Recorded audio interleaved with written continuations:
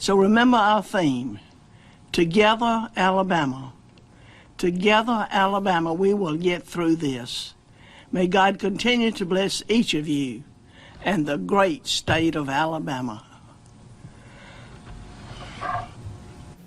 You were just listening to a special report on COVID-19 with Alabama Governor Kay Ivey and the Alabama Health Department Scott Harris. So here is a recap of what she said, and in order to discuss this, I'm actually going to call in our senior reporter Ken Curtis.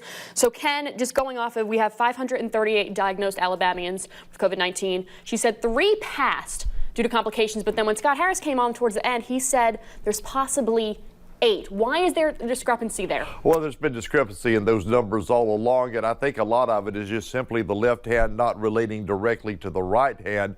Of course, we just saw the Coffee County situation and actually got an email from the Coffee County EMA director saying our report last night of a COVID-19 case at Wayne Farms may have been incorrect. It's not. It is just the left hand not communicating with the right hand. Here's what I think, Lisa. I think right now they don't know how they where they stand. I think they right now are not all in harmony in Montgomery on how to count these cases, because they don't want to count cases outside the state that even though that person may have been diagnosed in Alabama. It is, if you understand what I'm saying.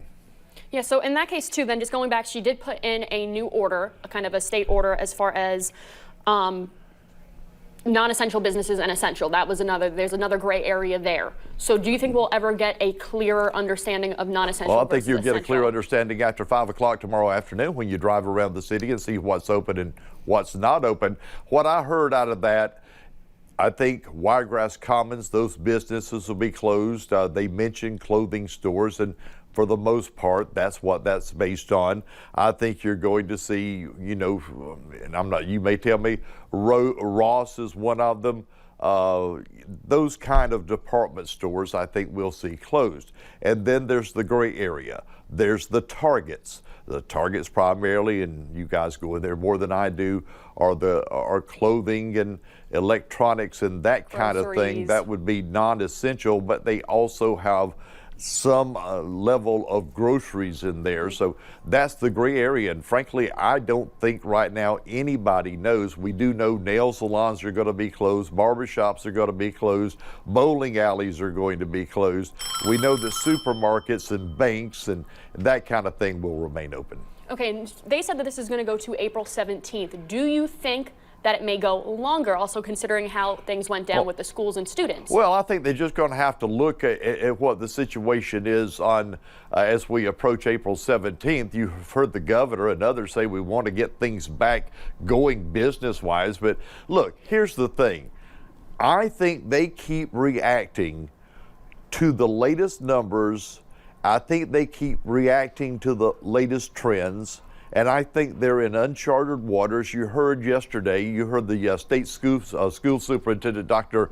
Mackey, saying that we're going to get students educated this year, but they won't be on campus, and each superintendent will come up with a plan for that. And then when we reached out today with the superintendents, they have not yet come up with a plan, simply because they didn't know it until the last second, because the state didn't communicate it to them.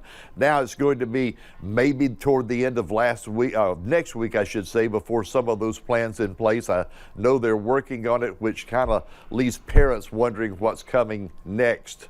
Let's say, and this is all, again, not only new to them, but new to us, because we're still trying to figure out how to react to tell the viewers. Look, Lisa, you've got the political part into it now. The shots have been fired between Governor Ivey and Lieutenant Governor Will Ainsworth, Mr. Ainsworth, yesterday. And that's who, of course, she later said that's who it was. But if you listened during the first few minutes of her address a few minutes ago, what she talked about is something along the lines of criticism without solutions. That was a dead aim at Lieutenant Governor Will Ainsworth, because yesterday he simply said the state is not doing enough. We are in trouble. We need a better response. That was a direct attack on the way that the governor's administration is handling this case. So in that case, with that response, and you keep saying reaction, so just people in general, as she mentioned, if the businesses are closed and they end up opening up, if they're considered non-essential, they can get fined. Well, what about just people leaving their homes in general? Because now people at home are like, okay, well. No. That was not a shelter-in-place order. Okay. You can still leave your home. You can still go where you reasonable, or you can go anywhere you want to. They ask you to stay at home if at all possible.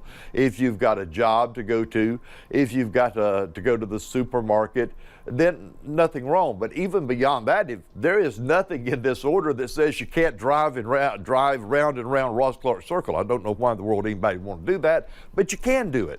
But that is not. Now, as far as the $500 fine, those fines range actually from $25 to $500. Okay, that was going to be my next question. And they can fine you.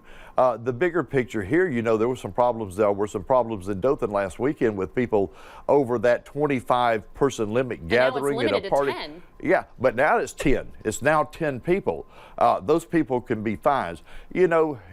It's just things we've never seen before, and we'll just have to find out. I know there's going to be a ton of questions, and we'll be seeking answers to some of those questions. At 1:30 this afternoon, local officials are going to talk about this.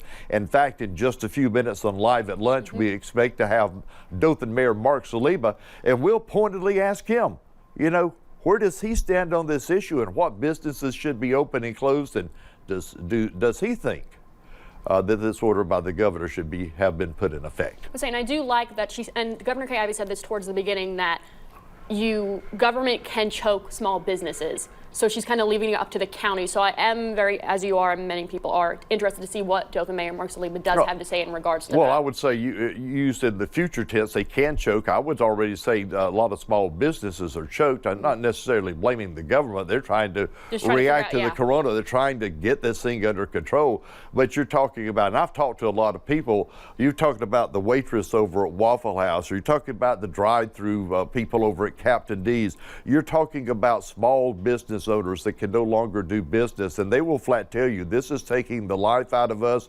We may or may not be able to reopen. Certainly that stimulus package coming out of Washington this week provides some relief. Some small business loans I know is in there, but if you can't afford to pay back the money, there's people in trouble, there's people out of jobs.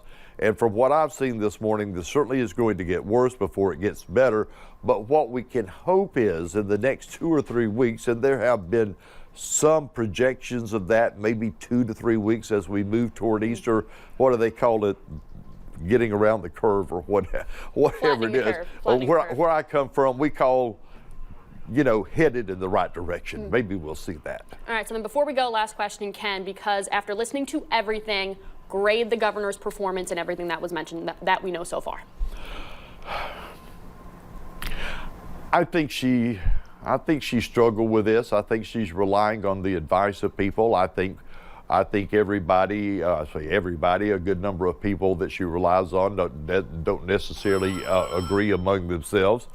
It's like you almost take this back to the Great Depression, and I'm not saying it's the same thing, but if you'll look back historically after that happened, there was so much confusion at the government level and all these different factions. I think she's just never seen anything like this before, and as well as not other people in the state. I think she's relying on her advisors, and I now think she may be feeling even more pressure after the cannon fire yesterday by the Lieutenant Governor Will Ainsworth. Understandable. Ken, thank you so much. I'll be back in a few minutes. All right, everyone, once again, looking ahead, we will be back at noon for Live at Lunch, and as Ken mentioned, we will have Dothan Mayor Mark Saliba in a live interview to discuss this and a little further, and here's some words of advice from him. Again, that is at noon today right here on Channel 4. That's about in the next 20 minutes. Until then, please stay up to date by going to our social media pages and website. We will return to your normal programming now.